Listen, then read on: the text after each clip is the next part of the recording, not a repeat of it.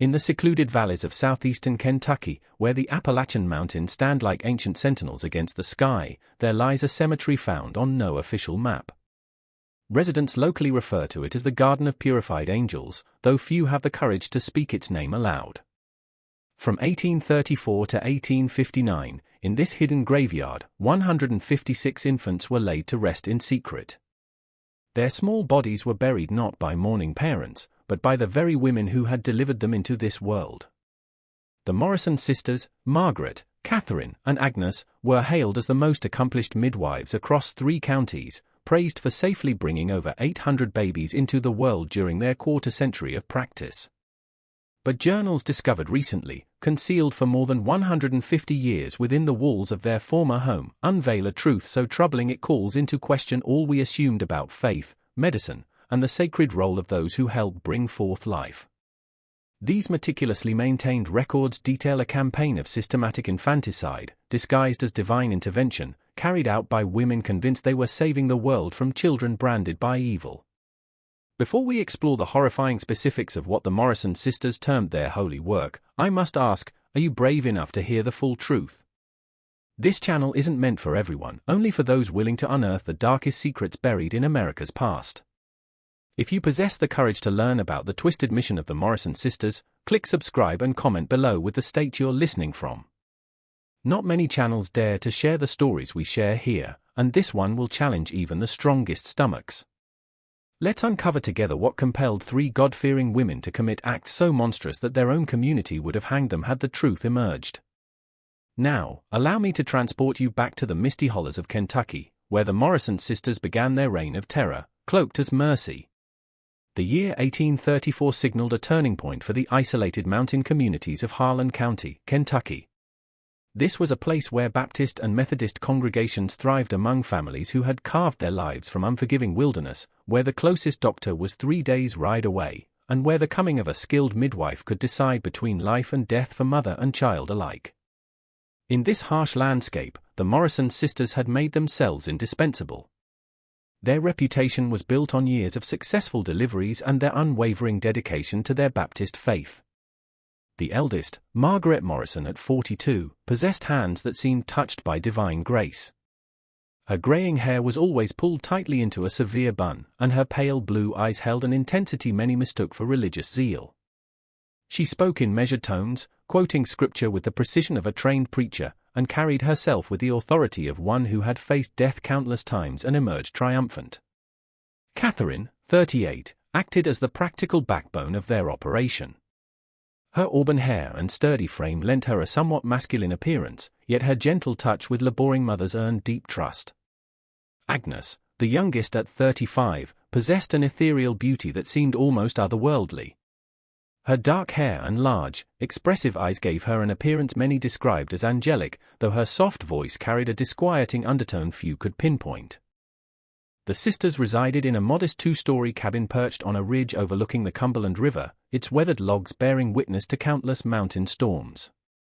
Their home functioned as both residence and medical facility, with the lower floor converted into a birthing room complete with specially crafted beds, surgical instruments ordered from Louisville, and an extensive collection of herbs and remedies cultivated in their carefully tended garden. The upper floor held their private quarters and what they called their prayer room, a space devoted to their increasingly fanatical interpretation of Baptist doctrine.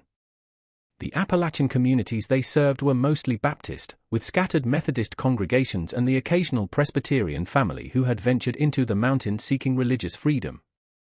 These were deeply devout people who saw God's hand in every facet of their lives, from the success of their crops to the safe arrival of their children. The Morrison sisters understood this religious terrain intimately, weaving their services seamlessly into the spiritual fabric of their patients' lives. They would lead prayers during difficult labors, quote scripture to comfort anxious fathers, and offer what seemed like profound spiritual guidance to families facing the uncertainties of childbirth. Their practice spanned 3 counties, serving families scattered throughout the Cumberland Gap region.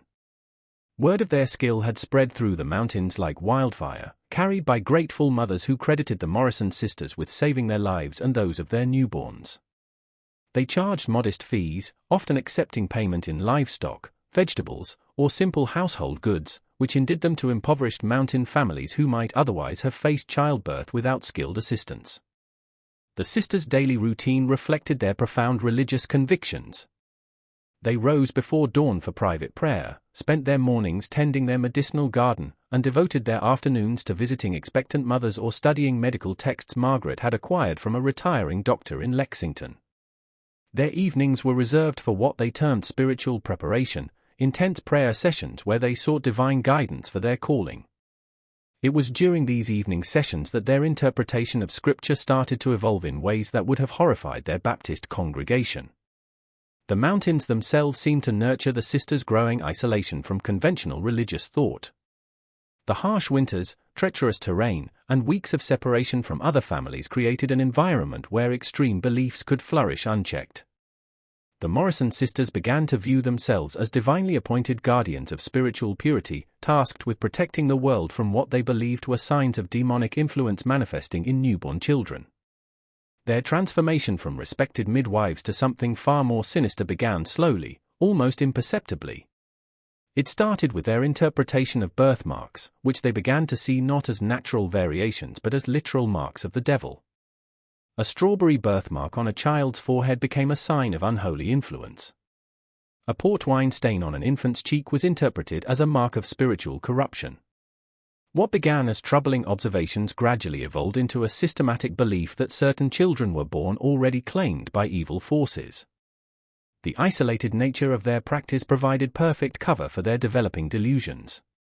When a child was born with what they deemed a mark of the devil, they would usher family members from the birthing room, claiming the need for private medical procedures.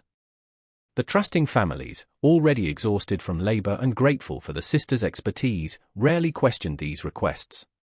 This was the beginning of what would become their most horrifying legacy. The first recorded purification, as the Morrison sisters would later call it in their journals, occurred on a bitter February night in 1834. Sarah Mackenzie, a 19-year-old mother expecting her first child, had been in labor for nearly 18 hours in the sisters' cabin. The howling wind outside rattled the windows while snow piled against the doors, creating an atmosphere of isolation that seemed to amplify every sound within the small birthing room. Margaret Morrison, her hands stained with blood and her face glistening with perspiration, finally delivered the infant as the clock struck midnight. The baby boy emerged healthy and crying. But as Agnes cleaned him by lamplight, she noticed a large, dark birthmark covering nearly half of his left cheek. The mark was irregularly shaped, resembling what superstitious mountain folk might call a devil's handprint. Agnes held the child closer to the flickering flame, her eyes widening as she examined the mark more closely. She exchanged a meaningful glance with Margaret, who immediately moved to examine the infant herself. "Sister," Agnes whispered, her voice barely audible above the wind. "Look at this mark. It's not natural. It's too dark, too perfect, it's evil." Margaret took the baby, studying the birthmark with growing alarm. To her fevered imagination, the mark seemed to pulse with malevolent energy, and she began to see patterns within its borders that suggested demonic symbols. Sarah Mackenzie, exhausted and delirious from her prolonged labor, called out weakly for her child. "Is my baby all right? Why isn't he crying anymore?" The sisters had instinctively moved to the far corner of the room, speaking in hushed tones while the infant lay wrapped in a blanket, his cries gradually subsiding. Margaret's mind raced as she stared at the birthmark. Years of intense biblical study had filled her thoughts with images of spiritual warfare, and she began to interpret the mark not as a simple birthmark, but as evidence of demonic possession.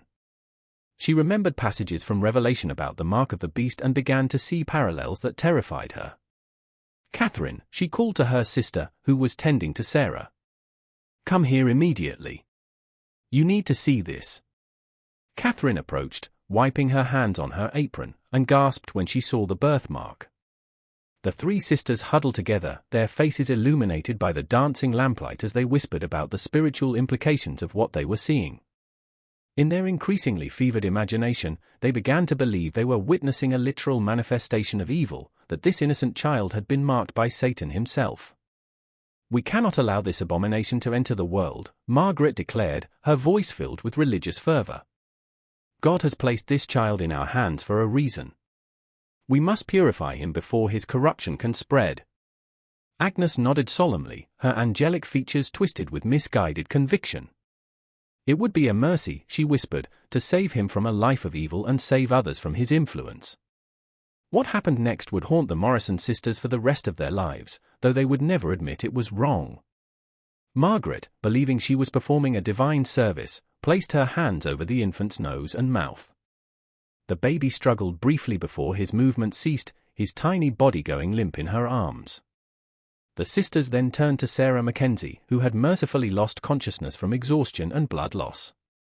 When Sarah awakened hours later, Margaret approached her bedside with carefully practiced grief. "I'm so sorry, dear," she said, her voice heavy with false sorrow. "Your baby was born with complications. His spirit was called home to be with the Lord before he could suffer in this world. Sometimes God takes the pure ones early to spare them from earthly trials." Sarah's anguished cries echoed through the cabin as the sisters comforted her, speaking of God's mysterious ways and the blessing of knowing her child was safe in heaven. The infant was buried that same night in a small grave behind the Morrison cabin, the first of many that would eventually form their secret cemetery. The sisters marked the grave with a simple wooden cross and held a brief prayer service, convincing themselves they had performed a sacred duty. They recorded the event in a journal Margaret had begun keeping, writing in careful script, February 12, 1834. Purified one marked by darkness. The Lord's work continues. As dawn broke over the mountains, the sisters began to craft their story. They told Sarah's husband, Thomas, that the baby had been born with severe internal defects that made survival impossible. They described fictional complications that sounded medically plausible to uneducated mountain folk, and they offered to handle the burial arrangements as a gesture of Christian charity. Thomas, grief-stricken and trusting, accepted their explanation, and even thanked them for their kindness in sparing his wife the sight of their deformed child. The ease with which they had deceived the grieving parents both disturbed and emboldened the Morrison sisters. They began to see their deception as divinely inspired, a necessary component of their sacred mission. Over the following days, they refined their explanations and practiced their expressions of sympathy, preparing for future purifications they now believed were inevitable. Word of the Mackenzie baby's death spread through the mountain communities as such news always did, carried by neighbors and relatives who offered condolences and shared their own stories of infant mortality. The high rate of infant death in the mountains made the sisters' story entirely believable, and their reputation for skill and compassion actually increased as people praised their gentle handling of the tragedy. But the Morrison sisters had crossed a line from which there would be no return. They had tasted the intoxicating power of playing God, of making life and death decisions based on their twisted interpretation of divine will. The first murder had been committed in a moment of religious hysteria, but it would not be the last. In their private moments, they began to discuss the possibility that other children might be born with similar marks of evil, and they started to develop a systematic approach to identifying and eliminating what they saw as threats to spiritual purity. The transformation was complete. The Morrison sisters were no longer midwives guided by medical knowledge and Christian compassion. They had become something far more sinister, self-appointed agents of divine judgment, convinced that they alone possessed the wisdom to determine which children deserved to live and which should be purified before they could corrupt the world with their presence. The months following the Mackenzie tragedy marked a period of disturbing evolution for the Morrison sisters. What had begun as a single act of murderous delusion gradually transformed into a systematic theology of infanticide. They spent countless hours in their prayer room poring over scripture and developing increasingly elaborate justifications for their actions.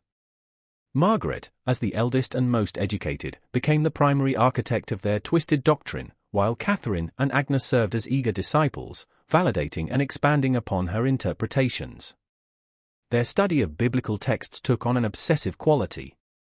They focused particularly on passages dealing with spiritual purity, divine judgment, and the corruption of innocence. Margaret began to see connections between birthmarks, physical defects, and spiritual contamination that existed only in her fevered imagination. She compiled a detailed catalogue of what she called demonic markings, a comprehensive list of physical characteristics she believed indicated infernal influence. According to their growing doctrine, strawberry birthmarks were signs of a bloodthirsty nature. Port wine stains indicated a propensity for violence. Any unusual coloring or texture of the skin suggested demonic touch. They extended their criteria to include physical defects such as cleft palates, extra fingers or toes, and any form of visible deformity. In their twisted logic, these conditions were not natural variations, but literal manifestations of evil that required immediate purification. The sisters' reputation in the mountain communities continued to grow, ironically enhanced by their careful management of subsequent tragedies. They had learned to present infant deaths as divine will, speaking eloquently about God's mysterious ways and the blessing of sparing imperfect children from earthly suffering.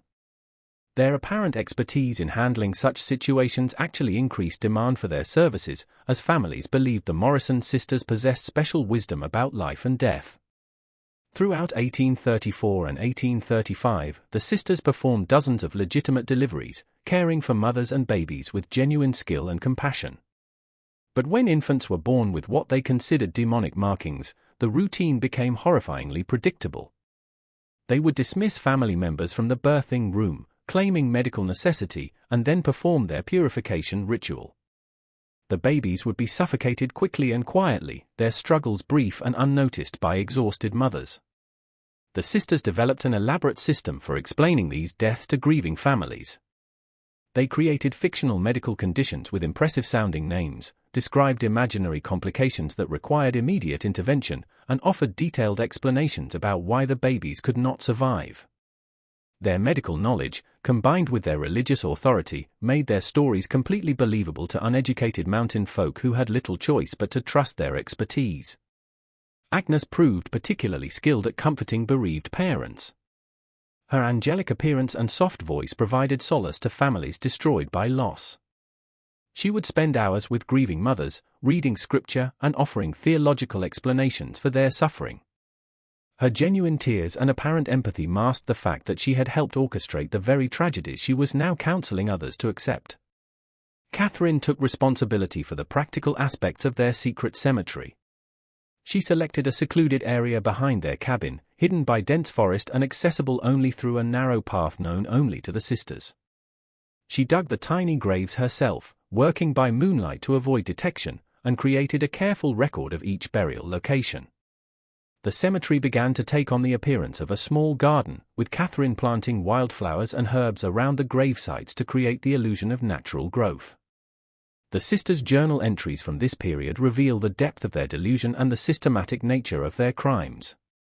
Margaret wrote extensively about their divine mission, describing each purification as a victory against demonic forces. She recorded detailed observations about the physical characteristics of their victims, noting patterns that existed only in her imagination. Her entries became increasingly elaborate, filled with religious imagery and biblical quotations that justified their actions. As their practice expanded, the sisters began to develop preferences for certain types of markings. They seemed particularly disturbed by birthmarks on the face or hands, which they believed indicated the child would use those features to spread evil influence. They also showed special concern for babies born with unusual coloring, such as the blue-tinged skin that sometimes resulted from minor circulation issues during birth. The isolation of their mountain practice provided perfect cover for their activities. Families lived far apart, communication was limited, and the high infant mortality rate made additional deaths unremarkable. The sisters' reputation for skill and compassion actually worked in their favor, as grieving parents found comfort in believing their babies had been attended by the most capable midwives in the region. But perhaps most disturbing was the sisters' growing sense of divine approval. They began to interpret coincidences and natural events as signs of God's pleasure with their work. A successful harvest following a purification was seen as divine blessing.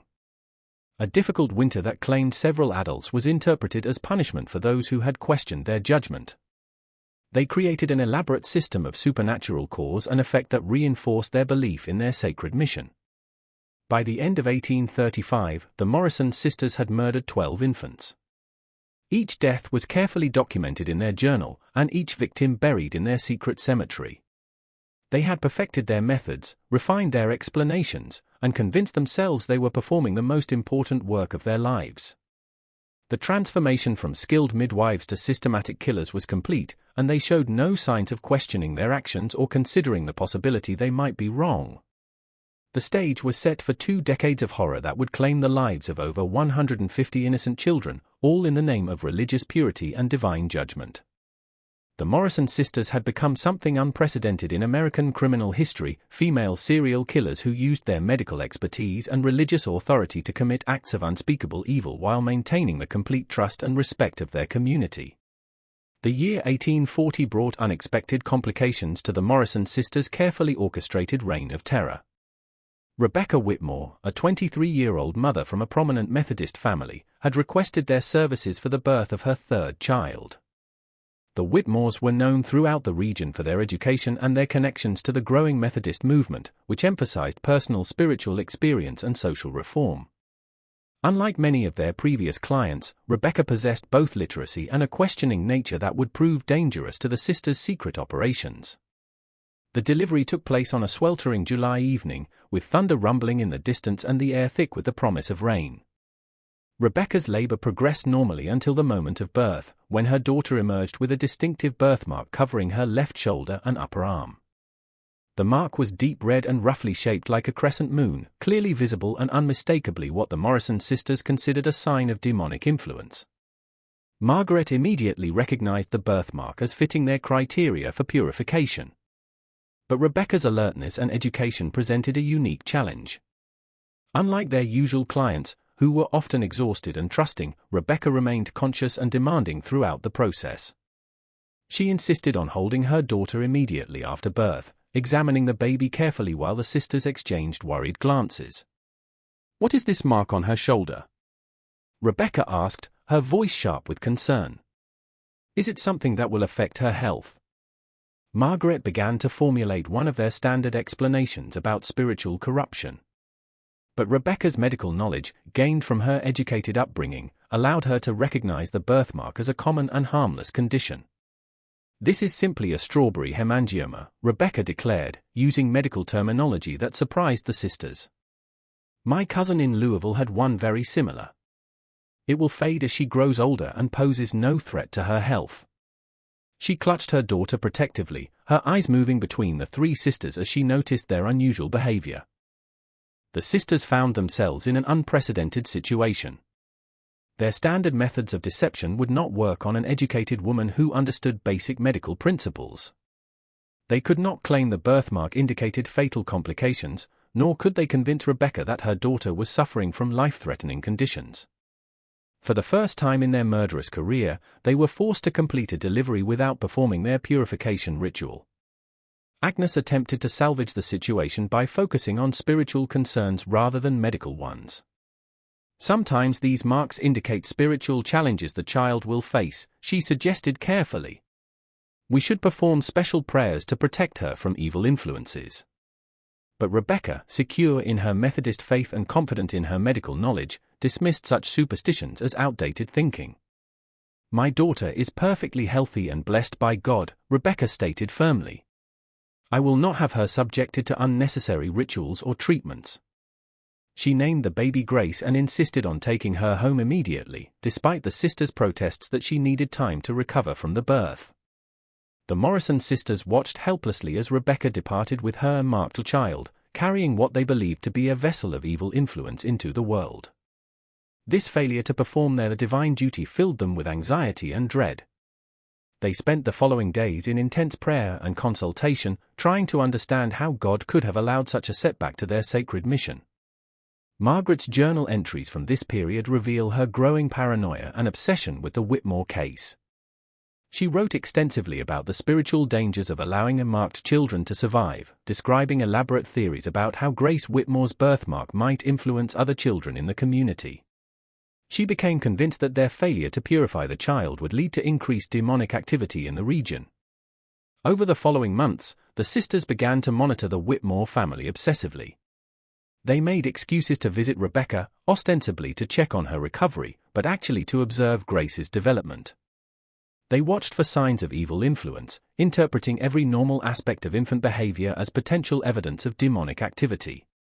When Grace smiled, they saw it as evidence of unholy joy.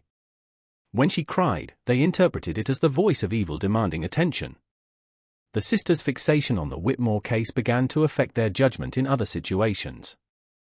They became increasingly paranoid about their ability to identify marked children, developing more elaborate and expansive criteria for purification.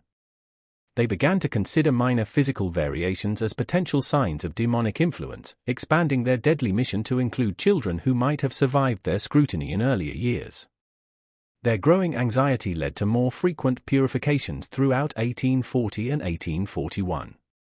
They murdered 18 infants during this period, each death justified by increasingly minor physical characteristics. A slightly asymmetrical ear became evidence of demonic distortion. A birth mole smaller than a pea was interpreted as a hidden mark of evil. Their paranoia had transformed them from selective killers into indiscriminate murderers who saw threats in every unusual physical characteristic. The sisters also began to develop elaborate rituals around their purifications. Convinced that their previous methods had been insufficient to fully cleanse the spiritual contamination, they created detailed ceremonies involving prayer, scripture reading, and what they called purification blessings that were performed over each victim before and after death. These rituals served to further distance them from the reality of their actions, transforming murder into religious ceremony. But the Whitmore case had planted seeds of doubt that would continue to grow over the following years. The sisters had been forced to confront the possibility that their divine mission might not be as clear-cut as they had believed. They began to question whether they were correctly interpreting God's will, whether their criteria for identifying and marked children were comprehensive enough, and whether their methods of purification were sufficiently thorough. These doubts manifested in increasingly erratic behavior. The sisters began to contradict each other about specific cases, arguing about whether particular children qualified for purification. They developed complex systems for confirming their decisions, requiring unanimous agreement before proceeding with any purification. They also began to second-guess their past actions, wondering if they had made errors in judgment that might have spiritual consequences. The psychological strain of their secret activities, combined with the stress of the Whitmore case, began to take its toll on the sisters' mental health. Margaret developed severe insomnia and began to experience what she described as divine visions that provided guidance about their mission. Catherine became increasingly withdrawn, spending long hours in solitary prayer and showing signs of depression. Agnes began to display symptoms of religious hysteria, speaking in tongues during their prayer sessions and claiming to receive direct communications from angels. By 1842, the Morrison sisters had evolved from confident instruments of divine will into paranoid, obsessive murderers who lived in constant fear of discovery and divine judgment. Their failure to purify Grace Whitmore had shattered their sense of infallibility and forced them to confront the possibility that their mission might be flawed. But rather than abandoning their deadly activities, they doubled down on their commitment to purification. Convinced that their previous failures had been the result of insufficient dedication rather than fundamentally flawed beliefs, the stage was set for the most intensive period of their murderous career. As they attempted to compensate for their perceived failures through increased vigilance and more frequent purifications, the Morrison sisters had become trapped in a cycle of religious delusion and murderous compulsion that would drive them to commit their most heinous acts in the years to come. The winter of 1847 marked a turning point in the Morrison sisters' deadly career that would nearly expose their horrific secret. Mary Catherine Sullivan, a 16-year-old Irish immigrant, had arrived in the mountains with her husband Patrick, seeking refuge from the potato famine that had devastated their homeland.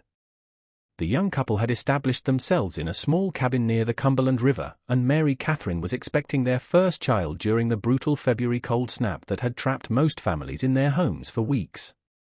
The birth took place during a blizzard that howled through the mountains like a banshee, with snow piling so deep that the sisters had to use snowshoes to reach the Sullivan cabin. The isolation was complete. No neighbors could venture out in such conditions, and the nearest settlement was cut off by impossible drifts. It was the perfect setting for what the sisters believed would be another routine purification. Mary Catherine's labor was difficult and prolonged, lasting nearly 24 hours while the storm raged outside. The sisters worked by candlelight, their faces illuminated by flickering flames that cast dancing shadows on the cabin walls. When the baby finally emerged, Agnes immediately noticed the distinctive birthmark that covered the infant's right cheek and extended down his neck. The mark was dark and irregularly shaped, resembling what superstitious minds might interpret as a clawed hand. But Mary Catherine Sullivan was not like their previous victims' mothers. Despite her youth and exhaustion, she possessed an Irish spirit that refused to be easily deceived.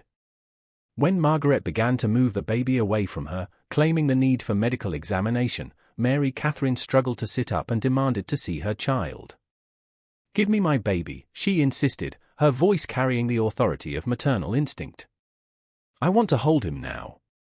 The sisters exchanged meaningful glances, recognizing the telltale signs of a mother who would not be easily separated from her child. But they had committed themselves to their deadly mission, and the birthmark was too prominent to ignore. Agnes attempted to distract Mary Catherine while Margaret prepared for the purification ritual. "You need to rest, dear," Agnes said softly, her angelic features arranged in an expression of false concern. "Let us clean him properly, and then you can hold him." But Mary Catherine's maternal instincts were fully aroused, and she could sense something wrong in the sisters' behavior. "There's something you're not telling me," Mary Catherine declared, her Irish accent becoming more pronounced with emotion. "What's wrong with my baby? Why won't you let me see him?" She attempted to rise from the bed, but Catherine gently restrained her, speaking in soothing tones about the need for maternal rest after difficult labor.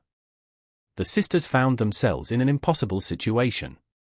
They could not perform their purification ritual with Mary Catherine awake and alert, but they also could not allow the marked child to survive.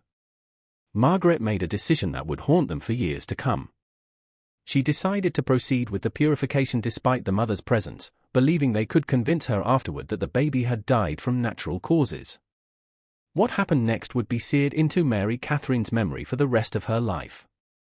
As Margaret held the infant and began to place her hands over his nose and mouth, Mary Catherine caught a glimpse of the action in the reflection of a mirror on the cabin wall.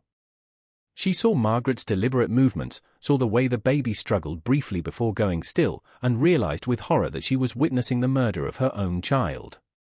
"Sweet Jesus, what are you doing?" Mary Catherine screamed, her voice carrying a note of terror that seemed to penetrate the walls of the cabin.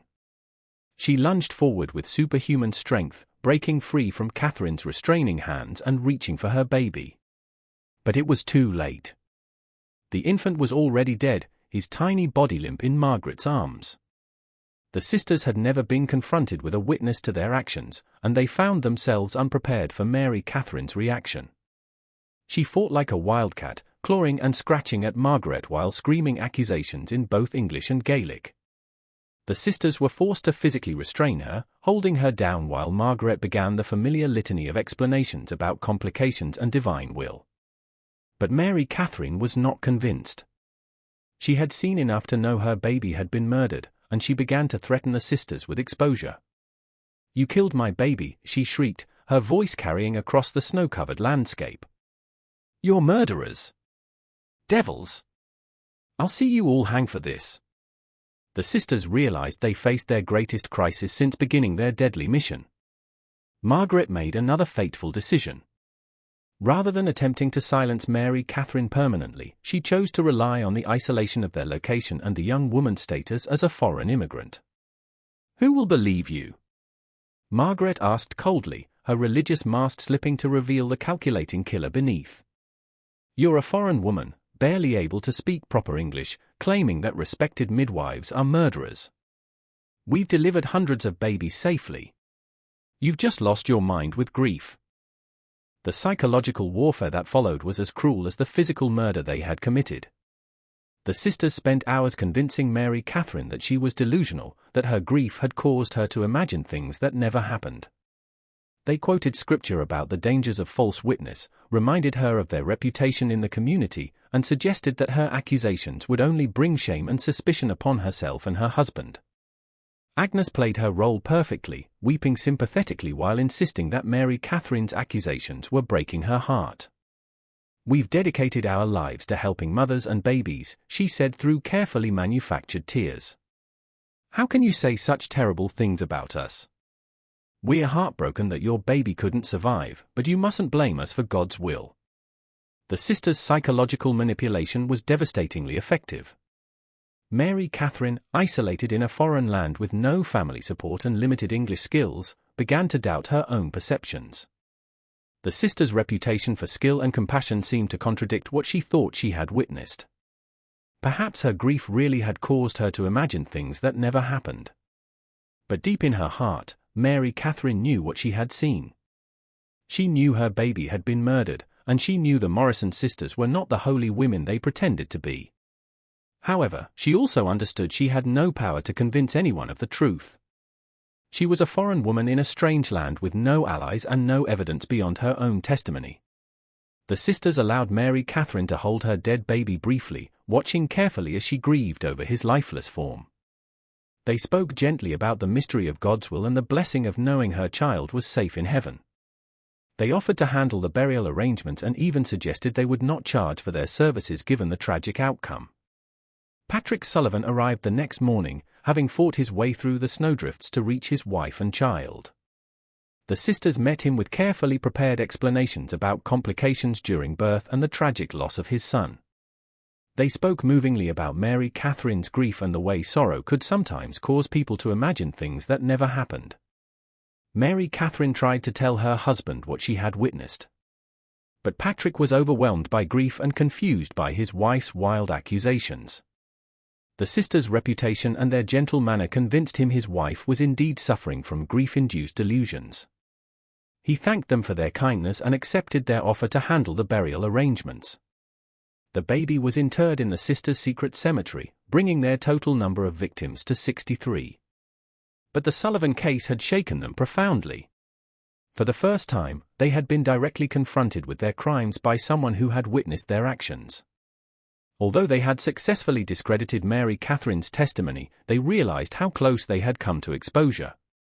In the days that followed, the sisters began to take additional precautions. They developed new methods for ensuring mothers remained unconscious during purification rituals, and they created more elaborate systems for explaining infant deaths. They also began to carefully monitor the families of their victims, watching for signs of suspicion or unusual questions about their practices. But Mary Catherine Sullivan would not forget what she had seen. Although she never found anyone who believed her story, she carried the knowledge of the Morrison sisters' crimes for the rest of her life. She became a living witness to their evil, a reminder that their actions could not remain hidden forever. The sisters had survived their closest brush with exposure, but they had also created their most dangerous enemy, someone who knew the truth and would never stop believing it. You know, stories like this make you wonder how many other secrets are buried in the isolated corners of America, hidden by people who used authority and reputation to mask their true nature. If you're finding this tale as disturbing as I am, hit that like button and let me know in the comments what you think about the Morrison sisters' ability to manipulate their victims. Are you brave enough to hear what happens when their secret finally begins to unravel? Subscribe to join the few who dare to uncover these dark truths, and let's continue this horrifying journey together. The psychological impact of the Sullivan case would plague the sisters for years to come, creating cracks in their unified front that would eventually lead to their downfall. But in the immediate aftermath, they responded by becoming even more careful and systematic in their deadly work, leading to the most intensive period of murder in their entire career. The year 1856 brought with it a convergence of events that would finally expose the Morrison sisters' 22-year reign of terror. Dr. James Whitmore, Rebecca's husband and now a prominent physician in the region, had been quietly investigating unusual patterns in infant mortality rates throughout the mountains. His medical training had led him to notice statistical anomalies others had missed, and his suspicions had been gradually building over several years. Dr. Whitmore had been collecting birth and death records from various mountain communities, a task made difficult by the scattered nature of the population and the informal record-keeping practices of the time. What he discovered was deeply troubling. The Morrison sisters' delivery success rate was actually lower than the regional average despite their reputation for skill and expertise. More specifically, infants born with visible birthmarks or minor physical abnormalities had a mortality rate nearly 3 times higher than the regional average when delivered by the Morrison sisters. The pattern became impossible to ignore when Dr. Whitmore cross-referenced his data with testimonies from grieving families. Time and again, he found stories of babies who had been born apparently healthy but died suddenly from mysterious complications that the Morrison sisters claimed to have discovered. The medical explanations provided by the sisters often used impressive-sounding terminology, but when examined by someone with actual medical training, they revealed themselves to be either completely fictional or grossly exaggerated. Dr. Whitmore's investigation took on personal urgency when he remembered his own daughter, Grace, now a healthy 12-year-old whose strawberry birthmark had faded to a barely visible pink spot on her shoulder. He recalled the Morrison sisters' strange behavior during Grace's birth, their insistence on examining her privately, and their unusual focus on what they had called spiritual concerns related to her birthmark. For the first time, he began to wonder if Grace had narrowly escaped some terrible fate. The breakthrough came when Dr. Whitmore encountered Mary Catherine Sullivan at a Methodist revival meeting in the spring of 1856. Mary Catherine, now the mother of 3 healthy children born with the assistance of other midwives, had never forgotten what she witnessed during her first child's birth. When she learned Dr. Whitmore was investigating infant deaths in the region, she finally found someone who might believe her story. Mary Catherine's testimony was like a key unlocking a terrible mystery. She described in vivid detail how she had witnessed Margaret Morrison deliberately suffocate her newborn son, how the sisters had psychologically manipulated her afterward, and how they had buried her baby in secret while claiming he had died from natural causes. Her account provided the missing piece that transformed Dr. Whitmore's statistical suspicions into certainty about the sisters' crimes. Armed with Mary Catherine's testimony and his own research, Dr. Whitmore began to approach other families who had lost children under the Morrison sisters' care. The process was delicate and painful, as he had to convince grieving parents to question the explanations they had accepted for their children's deaths. Many families initially resisted his inquiries, viewing his questions as attacks on their faith and their acceptance of God's will. But gradually, disturbing patterns began to emerge. Thomas Mackenzie, whose son had been the sisters' first victim 22 years earlier, admitted he had always wondered about the sisters' insistence on handling all burial arrangements privately. Elizabeth Crawford revealed that the Morrison sisters had seemed strangely unsurprised when her daughter died, almost as if they had expected the tragedy. Jacob Morrison, no relation to the sisters, mentioned that his wife had reported strange behavior from the midwives during their son's birth, including whispered conversations and unexplained delays in allowing her to hold the baby. Dr. Whitmore realized he needed physical evidence to support the mounting testimonial evidence against the Morrison sisters. He began to investigate the location where Mary Catherine claimed her son had been buried, along with other potential burial sites around the Morrison cabin. Using his medical knowledge and careful observation, he began to identify areas of disturbed soil that might indicate graves. The discovery that would seal the Morrison sisters' fate came on a grey October morning in 1856. Dr. Whitmore, accompanied by Sheriff William Hayes and several armed deputies, arrived at the Morrison cabin with a warrant to search the property. The sisters, now in their 60s and showing signs of the psychological strain of their long criminal career, initially attempted to maintain their facade of innocent midwives being persecuted by malicious rumors. But when the search party began to examine the area behind the cabin that Mary Catherine had described, they made a discovery that defied belief. The ground revealed evidence of more than 100 small graves, each carefully marked with wooden crosses that had weathered and fallen over the years. The sheer number of burial sites made it impossible for the sisters to claim they were simply the graves of babies who had died from natural causes. As the excavation continued, the full scope of the Morrison sisters' crimes became apparent. The tiny skeletons told a horrifying story of systematic infanticide spanning more than 2 decades. Many of the remains showed evidence of the physical characteristics the sisters had deemed worthy of purification: skulls with formations indicating cleft palates, extra ribs suggesting additional digits, and other minor variations the sisters had interpreted as signs of demonic influence. But the most damning evidence came from Margaret Morrison's own hand. Hidden in a secret compartment within the walls of their cabin, the search team discovered the sisters' meticulously kept journals. These documents provided a complete record of their crimes, written in Margaret's careful script and filled with religious justifications for each murder. The journals revealed not only the names and dates of their victims but also detailed descriptions of their selection criteria and purification rituals.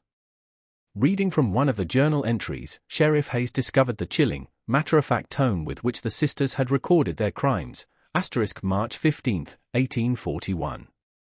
Purified infant bearing the mark of the beast upon his forehead. The family has been comforted with knowledge of the child's salvation. God's work continues through our faithful hands.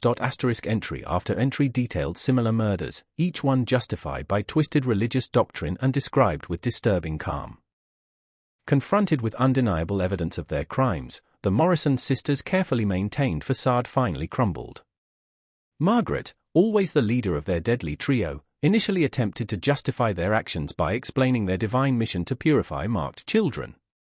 She spoke passionately about their religious duty and their role as instruments of God's will, seemingly unable to comprehend that others might view their actions as criminal rather than holy. Catherine broke down completely under questioning, sobbing as she confessed to her role in the murders while insisting she had only followed Margaret's guidance. She revealed additional details about their methods and admitted to personally digging many of the graves in their secret cemetery. Her confession provided crucial corroboration for the evidence found at the burial site. Agnes, the youngest sister whose angelic appearance had fooled so many grieving families, displayed the most disturbing reaction to their exposure. She showed no remorse for their actions and continued to insist they had performed sacred work. She spoke calmly about the children they had saved from lives of evil influence and expressed confusion about why their divine mission was being questioned. The interrogation revealed additional horrifying details about the sisters' crimes.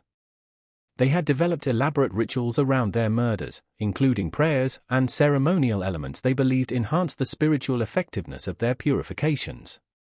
They had also created detailed criteria for identifying children worthy of death, criteria that had expanded over the years to include increasingly minor physical variations. As news of the sisters' arrest spread throughout the mountain communities, the reaction was one of shock, horror, and disbelief. Families who had trusted the Morrison sisters with their most precious moments began to question every interaction they had experienced with the murderous midwives. Parents who had lost children under the sisters' care were forced to confront the possibility their babies had been murdered rather than claimed by natural causes. The psychological impact on the affected families was devastating. Parents who had found comfort in believing their children had died from God's will now faced the knowledge their babies had been brutally murdered by women they had trusted and respected. The grief many had processed and accepted was suddenly raw and immediate again, complicated by feelings of guilt, anger, and betrayal. Mary Catherine Sullivan, whose testimony had been crucial in exposing the sisters' crimes, experienced a complex mixture of vindication and renewed trauma. After years of carrying the burden of knowledge that no one would believe, she finally had proof her memories were accurate. But the confirmation of her worst fears about her son's death brought back all the pain and horror of that snowy night in 1847. Dr. Whitmore found himself both celebrated and haunted by his role in exposing the Morrison sisters. While his investigation had prevented future murders and brought justice for the victims, he was deeply disturbed by the scope of the crimes and the realization they had continued undetected for more than 2 decades. He struggled with questions about whether earlier action on his part might have saved some of the later victims. The Morrison sisters were charged with multiple counts of murder, though the exact number of charges was limited by the difficulty of identifying specific victims and proving individual cases beyond reasonable doubt. The journal entries provided compelling evidence, but the passage of time and the secretive nature of their crimes made prosecution challenging. Margaret Morrison, as the admitted leader of their criminal enterprise, faced the most serious charges. Her journal entries clearly established her as the architect of their murderous doctrine and the primary decision-maker in selecting victims. Catherine and Agnes were charged as accomplices, though their level of culpability was debated given Margaret's apparent dominance over their actions. The trial would become one of the most sensational criminal proceedings in Kentucky history, attracting attention from newspapers throughout the region and beyond. The combination of infanticide, religious fanaticism, and systematic deception created a story that captured public imagination while horrifying observers with its scope and brutality. The trial of the Morrison sisters began in the spring of 1857, transforming the small courthouse in Harlan County into the center of national attention. Newspaper reporters arrived from as far away as New York and Philadelphia, drawn by the unprecedented nature of the case and the shocking details that had emerged during the investigation. The courtroom was packed daily with spectators, many of them families who had been affected by the sisters' crimes. The prosecution, led by Commonwealth Attorney Robert Sterling, presented a methodical case that relied heavily on the sisters' own journal entries and the testimony of Mary Catherine Sullivan. Sterling painted a picture of three women who had perverted their medical knowledge and religious authority to commit systematic murder over more than 2 decades. He read extensively from Margaret's journals, allowing the sisters' own words to condemn them in the eyes of the jury. Dr. Whitmore's testimony provided crucial scientific evidence about the patterns of infant mortality in the region and the statistical impossibility of the deaths being natural. His calm, professional demeanor and clear medical explanations helped the jury understand how the sisters had used their expertise to deceive grieving families and cover their crimes. Mary Catherine Sullivan's testimony was the emotional centerpiece of the prosecution's case. Her detailed account of witnessing her son's murder, delivered in her still noticeable Irish accent, brought many spectators to tears and provided the only direct eyewitness evidence of the sisters' methods. Her courage in finally speaking the truth after years of being dismissed and disbelieved made her a powerful figure for justice. The defense, led by attorney Jonathan Morrison, again no relation to the defendants, faced an almost impossible task. The evidence against the sisters was overwhelming, and their own confessions had already established their guilt. The defense strategy focused on arguing for mercy based on the sisters' apparent religious delusions and their genuine belief they were performing divine work. Character witnesses testified about the sisters' reputation for piety and their apparent devotion to helping mountain families. Several ministers spoke about their extensive biblical knowledge and their active participation in church activities. The defense argued the sisters had been driven to their crimes by religious mania rather than evil intent, and that their mental state at the time of the murders should be considered in determining their punishment. Margaret Morrison's testimony on her own behalf was perhaps the most chilling moment of the entire trial. Speaking in the same calm, measured tones that had comforted so many grieving families, she explained her theological justification for the murders. She quoted scripture extensively and described her belief that marked children were literal vessels of evil that posed threats to the spiritual welfare of their communities. "We were instruments of divine mercy," Margaret declared, her pale eyes fixed on the jury. "Those children would have lived lives of corruption and evil, spreading darkness wherever they went. By purifying them in infancy, we saved their souls and protected countless others from their influence.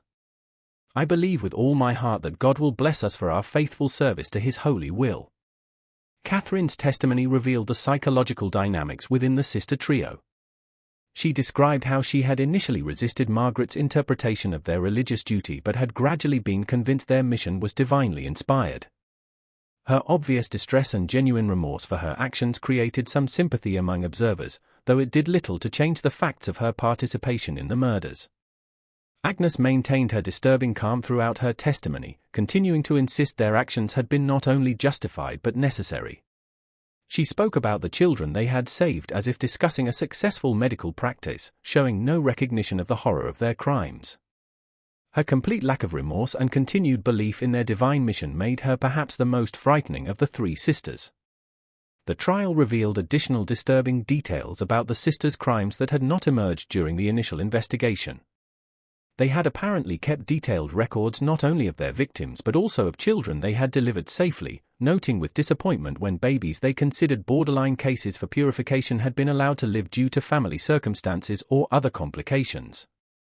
The sisters had also developed increasingly elaborate criteria for identifying children worthy of death, expanding their original focus on birthmarks and obvious physical defects to include subtle variations in skin tone, unusual hair patterns, and even what they considered spiritually significant birth timing. Their paranoia and religious delusions had clearly intensified over the years, leading them to see demonic influence in increasingly minor physical characteristics. Expert testimony from ministers and theologians unanimously condemned the sisters' interpretation of Scripture as heretical and dangerous. Representatives from multiple denominations testified that no legitimate Christian doctrine supported the systematic murder of infants, regardless of physical characteristics or perceived spiritual markings. The theological consensus was that the sisters had created their own twisted religion that bore no resemblance to authentic Christian faith. The jury deliberated for only 3 hours before returning guilty verdicts on all charges for all three sisters. The speed of their decision reflected both the overwhelming evidence against the defendants and the horror of their crimes. The courtroom erupted in applause when the verdicts were announced, though many spectators were also moved to tears by the magnitude of the tragedy that had been revealed. Judge Harrison Caldwell sentenced Margaret Morrison to death by hanging, calling her crimes an abomination against God, nature, and human decency. Catherine and Agnes received life sentences in consideration of their apparent subservience to Margaret's leadership, though the judge made clear their crimes deserved no less severe punishment. Margaret Morrison was executed on October 15, 1857, in front of a crowd of nearly 3,000 spectators who had traveled from throughout Kentucky and neighboring states to witness the end of one of America's most prolific female serial killers. She maintained her religious delusions until the end, spending her final moments on the gallows praying for the souls of the children she had murdered and expressing confidence God would reward her for her faithful service. Catherine Morrison died in prison in 1864, reportedly from a combination of tuberculosis and what prison officials described as a complete mental breakdown. She had spent her final years in a state of deep depression and religious obsession, constantly praying for forgiveness while maintaining she had only followed her sister's guidance. Agnes Morrison lived until 1871, spending 14 years in prison while continuing to insist their actions had been divinely inspired. She died unrepentant, still believing she and her sisters had performed sacred work. The Morrison Sisters' secret cemetery was consecrated as a proper burial ground, with each tiny grave marked with a headstone bearing the inscription, "Unknown Child, Victim of Madness." But the site became a place of pilgrimage for affected families and a sobering reminder of how religious fanaticism could be twisted into justification for unspeakable crimes. Dr. James Whitmore continued his medical practice and became a leading advocate for improved training and regulation of midwives throughout Kentucky. He established a scholarship fund in memory of the Morrison Sisters' victims and worked tirelessly to ensure such crimes could never again be hidden behind a facade of medical authority and religious respectability. Mary Catherine Sullivan became something of a folk hero in the region, celebrated for her courage in finally speaking the truth about what she had witnessed. She used her newfound voice to advocate for immigrant rights and women's protection, drawing on her experience of being dismissed and disbelieved to help other marginalized voices be heard. The case of the Morrison Sisters sent shockwaves throughout American society, leading to increased scrutiny of medical practitioners and calls for better oversight of religious communities. It became a cautionary tale about the dangers of unchecked authority and the way isolation and fanaticism could corrupt even those who appeared most devoted to helping others. The legacy of the Morrison Sisters serves as a dark reminder that evil can hide behind the most benevolent facades, and that the combination of medical knowledge, religious authority, and systematic deception can create monsters capable of unimaginable crimes. Their story stands as testament to the importance of questioning authority, supporting victims who speak difficult truths, and maintaining vigilance against those who would use faith and expertise to mask their true intentions. The 156 innocent children who died at the hands of the Morrison Sisters were finally given the justice they deserved, though that justice came far too late to save their lives. Their memory serves as a reminder that every life has value regardless of physical characteristics or perceived imperfections, and that no religious or medical authority justifies taking innocent life. This horrifying chapter in American history shows us how easily good intentions can be corrupted by fanaticism, how isolation can foster dangerous delusions, and how the trust placed in medical and religious authorities can be exploited by those with evil intent. The Morrison Sisters believed they were saving souls, but they were nothing more than murderers who used faith as a mask for their crimes. What do you think about this case? Does it make you question how we place trust in authority figures? The Morrison Sisters' story reminds us that evil can wear the most convincing disguises, and that we must always remain vigilant against those who would use our faith and vulnerability against us. Leave your thoughts in the comments below. And if you want to hear more stories about the dark secrets hidden in America's past, subscribe and hit that notification bell. Share this video with someone brave enough to handle these disturbing truths. Until next time, remember that the most dangerous monsters are often those who convince us they're our protectors.